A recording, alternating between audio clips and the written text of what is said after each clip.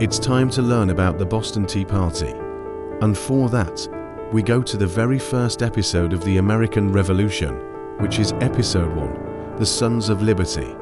Now, in order to understand what happened at the Boston Tea Party, you need to understand who were the Sons of Liberty. And if you want to better understand everything going on in this video right now, I want you to take a step back and subscribe, because I release new videos every single week about the American Revolution. So if you subscribe, then you won't miss any of my episodes.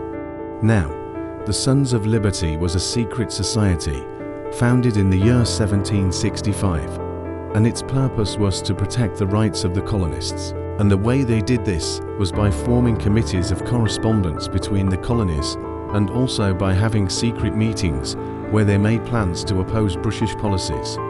They used things like newspapers and pamphlets to spread their propaganda.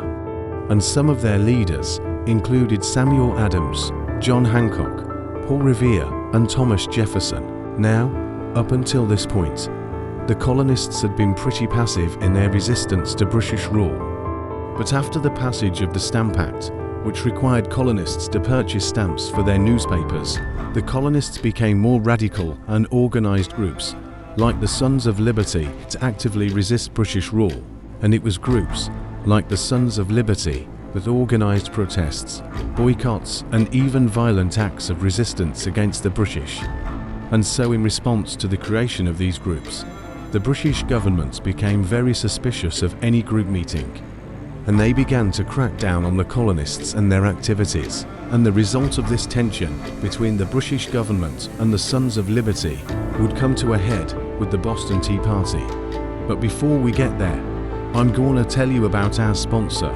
This week's episode is brought to you by Wondrium. So in order to really understand what happened at the Boston Tea Party, we need to understand why the colonists were so upset with Britain. See, 4 years, the British government had been taxing the colonists without their consent, and this had led to a lot of resentment among the colonists.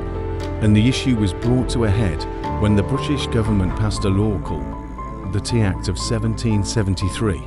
The Tea Act didn't actually impose any new taxes on the colonists. Instead, it gave a monopoly on tea sales in the colonies to the British East India Company, which was a company that was, as you probably guessed, owned by the British government.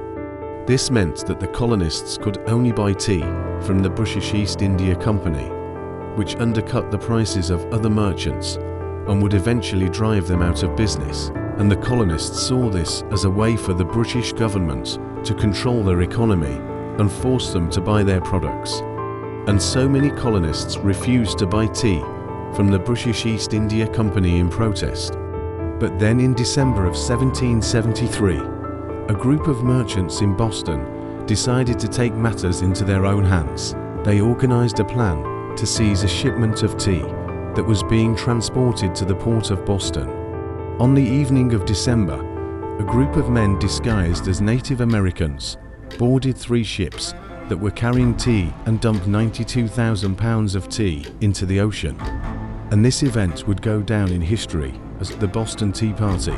The reaction to the Boston Tea Party was swift and violent. The British government responded by closing the port of Boston, which had a devastating impact on the economy of the city.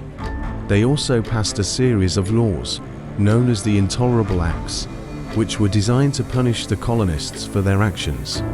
And the most famous of these acts was the Massachusetts Government Act, which basically said that the colonists couldn't govern themselves. And so the situation just kept getting worse and worse. And if you want to see how it all ended with the American Revolution, well, you're gonna have to tune in next week for episode 3, The Road to Revolution.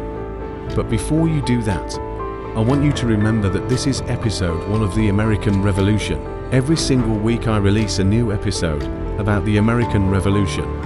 And if you want to see more, then subscribe. Also, if you want to help me make these videos, then go to my support page. But until next time, I'm your host,